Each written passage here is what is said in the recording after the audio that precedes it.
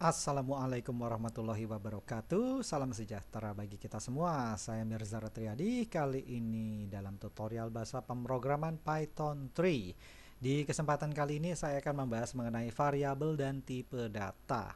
Ini rencananya saya akan bagi dua bagian.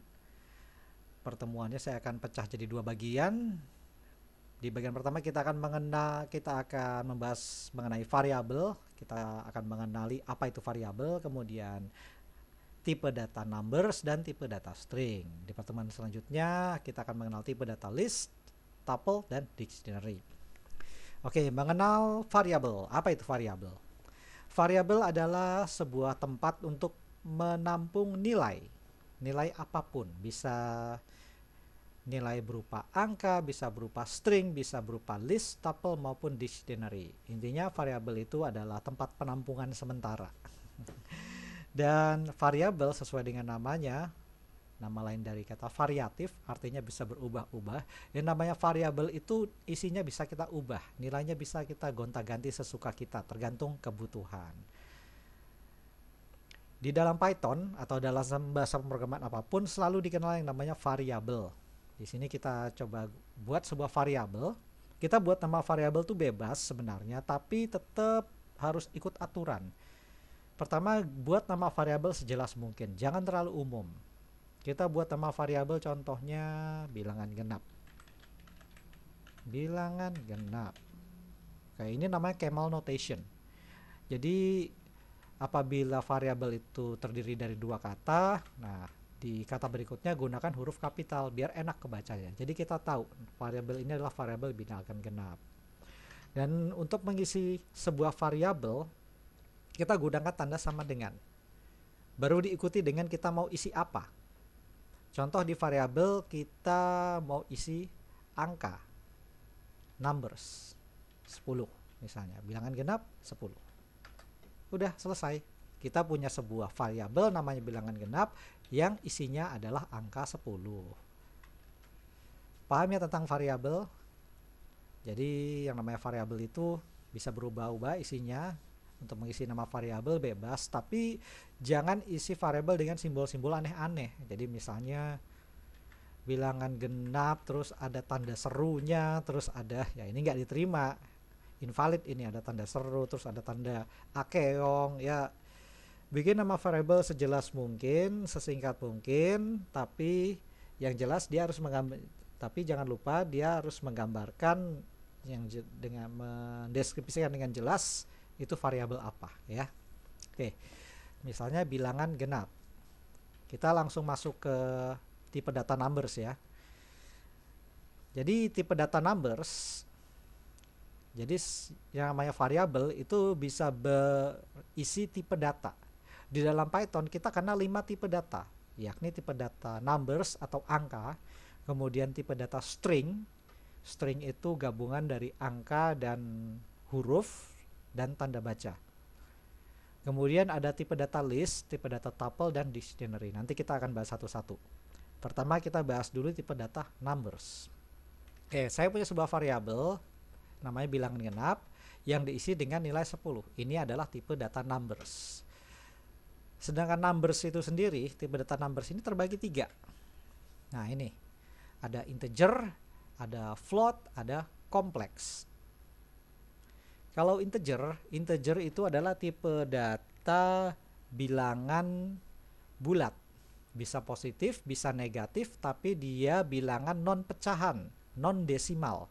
Dia bukan bilangan desimal, bilangan bulat. Jadi contohnya di sini 10, 100, minus 768, 80, atau range-nya bisa. Nah, ini alamat apa ya ini? Ini alamat memori. Kita bisa mengisi sebuah variabel dengan alamat memori. Bahkan bisa minusnya, bisa kasih minus segala. Rentangnya cukup jauh, bisa juta, bisa ratusan juta malah. Ini bilangan bulat. Integer itu intinya adalah bilangan bulat, bisa positif, bisa negatif. Kemudian ada float. Float itu adalah bilangan pecahan, sama seperti integer sebenarnya mirip, cuma bedanya dia bisa pecahan, bisa pakai koma. Misalnya 0,0. 15,2 desimal lah istilahnya. Bisa minus 21,9, mirip sama integer, cuma bedanya dia desimal. Kompleks, nah ini bilangan yang sangat kompleks. Biasanya ini adalah bilangan gabungan antara bilangan real dan bilangan kompleks. Nah ini kayak 3,14 J ini adalah bilangan imajiner. Lalu ada 9,332 pangkat minus 36 imajiner. Wah ini bilangan yang sangat kompleks sekali. Nah inilah salah satu kelebihan Python. Dia bisa mengolah tipe data numbers yang sifatnya kompleks dan sangat panjang dan sangat besar nilainya. Makanya Python itu cocok sekali untuk aplikasi perbankan contohnya. Karena orang punya saldo kan bisa MM-an, bisa triliunan bahkan. Bahkan ke Python juga bisa mengolah operasi manipulasi data yang sifatnya kompleks seperti matematika, seperti apa ya contohnya nih. Nah, kalau saya browsing di Wikipedia, dia bisa mengolah bilangan imajiner. Imajiner adalah, nah ini kalau kita lihat di Wikipedia, imajiner adalah bilangan yang mempunyai sifat I pangkat 2 sama dengan minus 1. Ini adalah bagian dari bilangan kompleks. Bilangan kompleks itu ya contohnya ini dalam matematika adalah bilangan yang dinotasikan oleh A plus BI. Ya, ini kalau Anda belajar matematika di SMA atau Anda kebetulan kuliah di jurusan IPA, Anda pasti kenal yang namanya bilangan imajiner dan bilangan kompleks. Ya, inilah salah satu kelebihan Python. Dia bisa mengolah bilangan yang sangat kompleks untuk perhitungan matematis. Makanya untuk perhitungan statistik, Python ini sangat cocok sekali. Oke, itu tipe data numbers. Sekarang contohnya bagaimana tipe data numbers ya. Seperti ini, bilangan genap sama dengan 10. Kita bisa cetak bilangannya dengan perintah print, kemudian tanda kurung buka kurung tutup. Di dalamnya kita beri nama variabel yang mau dicetak ke layar, yakni bilangan genap. Nah, untuk mencetak bilangan ke layar cukup ketik nama variabelnya dan taruh di dalam tanda dalam kurung, tidak perlu pakai tanda petik. Sehingga kalau kita jalankan, nah ini yang tampil adalah 10. Tapi kalau kita kasih tanda petik, entah petik tunggal atau petik ganda, ya dia nggak akan mencetak variabel bilangan genap, dia akan mencetak kata bilangan genap. Nah ini tipenya adalah string. Bilangan genap ini adalah tipe string. Gitu. Paham ya? Nah itu tadi numbers. Jadi kalau string ya seperti ini tadi. String ini, nah ini variabel string ini integer. Kita sebelum masuk string ya. Ini kan integer. Kita bisa 10,9. Kalau kita cetak hasilnya ya tampil adalah 10,9 karena dia tipenya float atau bilangan desimal. Itu. Paham ya? Intinya saya bahas dua di sini, bilangan integer dan bilangan float.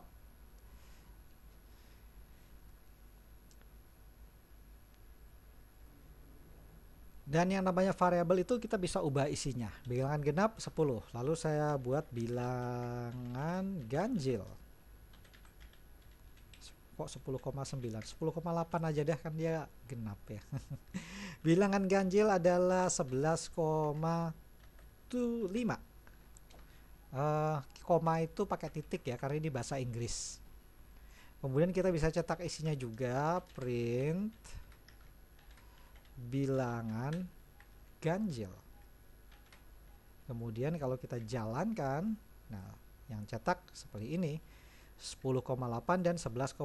Dua-duanya bertipe float.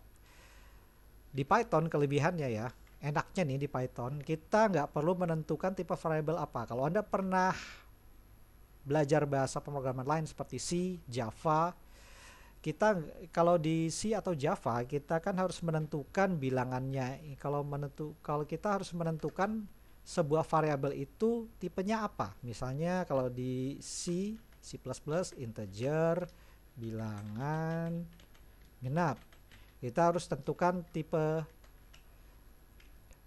variabelnya ini apa. bilangan genap. Kalau di Python nggak perlu, kita nggak perlu kasih tahu Python dia ini bilangan jenis apa, kita cukup langsung isikan variabelnya. Dengan mengisikan 10,8 ke variabel bilangan genap, Python akan langsung tahu bahwa bilangan genap ini adalah bertipe float atau bertipe desimal. Inilah enaknya Python. Salah satu kelebihan dari Python, memudahkan programmer. Begitu juga kalau kita mengisi bilangan ganjil 11 dengan angka 11 gitu. Nah, si interpreter Python juga akan langsung tahu bahwa variabel bilangan ganjil ini adalah tipenya integer. Gitu. Paham ya? Gampang ini, gampang sekali. Nah, itulah pengenalan numbers di Python. Kita kenal bilangan integer dan float. Oke, yang namanya variabel kita bisa ubah isinya, kita bisa gonta-ganti karena variabel itu bisa dirubah isinya sesuai dengan kebutuhan kita. Misalnya bilangan genapnya ini yang di atas tadi kan 10,8. Kita ganti di bawah. Bilangan genap yang baru adalah 12. Bilangan baru adalah 12. Kemudian bilangan ganjil yang baru adalah 11,5. Kemudian kita cetak lagi di bawah. Ini copy paste saja. Oke, kemudian kita jalankan. Nah, ini yang tadi yang 10,8 ini yang dicetak oleh print yang ini, yang di baris ketiga, yang 11 ini dicetak oleh baris yang keempat. Sedangkan yang 12 ini dicetak oleh print yang baris ketujuh, bilangan genap. Dia sekarang jadi 12 nilainya. Tadinya kan 10,8. Kita ganti dengan 12 bilangan genapnya. Sehingga pas dicetak ulang, bilangan genapnya hasilnya adalah 12. Begitu juga yang bilangan ganjil. Tadinya dia nilainya 11, jadi 11,5. Jadi Python itu cukup pintar. Interpreternya pintar. Dia mengikuti, dia udah otomatis tahu bahwa variabel ini tipenya apa. Apa dia integer atau desimal. Oke, gampang ya. Oke, itu tadi tentang numbers. Oke, kemudian selanjutnya string. Apa itu string? String adalah gabungan dari huruf, angka, tanda baca. String itu variabel bertipe string. Kita bisa buat variabelnya seperti juga angka, misalnya kalimat. Saya punya sebuah kalimat, kemudian kita bisa isi kalimatnya. Cara ngisinya sama, gunakan sama dengan, kemudian gunakan tanda petik, bisa tanda petik tunggal atau tanda petik ganda, kemudian hello friend. Misalnya saya mau mencetak hello friend. Perhatikan, hello friend ini diapit dengan tanda petik ganda. Kita bisa gunakan tanda petik tunggal bisa, tapi kalau saya pakai tanda petik ganda aja dalam kasus ini. Perhatikan dalamnya, hello friend ini ada ada huruf dan ada tanda baca. Sesuatu isi variabel yang diapit dengan tanda petik seperti ini adalah tipenya string. Jadi interpreter Python akan menganggap bahwa kalimat ini diisi dengan variabel yang nilainya string. Sehingga kalau kita cetak, untuk mencetaknya gampang seperti tadi, gunakan kata print, kemudian dalam kurung nama variabel yang mau dicetak, yakni kalimat. Sehingga kalau dijalankan hasilnya hello friend gitu. Kita bisa juga tambahin angka dalamnya, angka 1, 2, 3. Sehingga kalau dijalankan lagi jadi hello friend 1, 2, 3. Ini tipe string. Gimana? Paham ya? Kita bisa taruh titik, koma, terus garis backslash atau slash, gak masalah. Dicetaknya kayak begini. Nah, cuman kalau backslashnya nggak kecetak. Kenapa nggak kecetak? Nanti saya akan jelaskan ya. Itu nanti itu ada di pertemuan tentang manipulasi string. Ini saya hapus dulu. Oke, itu tentang string. Gampang ya, string itu. Kita bisa manipulasi isinya juga. Kita ganti kalimatnya kalimat, isi dari kalimat kita ganti jadi hello friend yang ada tanda seru, sehingga kalau kita cetak ulang kalimatnya, nah ini hello friend-nya jadi ada tanda serunya di bawah karena ini hello friend yang dicetak untuk kedua kalinya. Gampang ya? Gampang dong. Oke, bicara tentang manipulasi string. Nah, saya contohkan deh yang gampang dengan manipulasi string. Manipulasi string yang untuk menampilkan aja ya. Oke, saya punya kalimat seperti ini, hello friend. Hello friend. Ada yang suka serial Mr. Robot? Pasti kenal dengan kalimat hello friend. Oke, terus nah, untuk mencetak variabel kalimat, kita bisa mencetak sambil memanipulasi isi tampilannya. Ini print kalimat, kita bisa lakukan seperti ini. Print kalimat, kemudian gunakan tanda kurung siku sesudah kalimat dan dalamnya diisi dengan angka 0. Kalau dicetak, dia akan mencetak huruf H yang kalimat kedua ini. Kalimat 0, kalimat kurung siku 0 ini akan mencetak huruf H. Kenapa? Karena begini, yang namanya string, deret string ini punya indeks sebenarnya, punya nomor indeks. Indeks yang dihitung mulai dari angka 0 dan dihitung dari sebelah kiri. Biar gampang begini, ini saya kasih komentar aja deh. Ini 0, 1, 2, 3, 4, 5, 6, 7, 8, 9, 0 1, 2. Oke, kita baca nih, indeks ke 0, 1, 2, 3 sampai indeks ke 9, indeks ke 10, indeks ke 11, dan indeks ke 12. Kalau saya menjalankan perintah yang ini, kalimat kurung siku 0, maka yang dicetak adalah huruf H saja karena dia akan mencetak karakter pada indeks ke 0, begitu. Begitu juga kalau kita print kalimat kemudian indeksnya 1. Nah, ini range ya, range indeks dari 1 sampai ke 5. Apabila dijalankan dia akan mencetak hello. Kenapa hello? Dia akan mencetak indeks dari indeks ke 1 sampai ke 4. Lihat. Indeks ke 1, 2, 3, 4. Oh, tapi tunggu, kenapa di sininya 5? Nah, 5 ini menyatakan indeks paling akhir yang tidak perlu dicetak. Artinya indeks batas atau batas indeks pencetakan. Artinya batasnya adalah 5. 5 adalah spasi. 5 adalah spasi. Spasinya tidak ditampilkan. Tidak ditampilkan di sini, jadi tidak tercetak. Nah, ini. Kalau seandainya saya ganti jadi 6 ya. 6 deh. Kemudian saya jalankan lagi. Elo tetap kecetak, tapi kalau saya blok, perhatikan di sini ada spasi.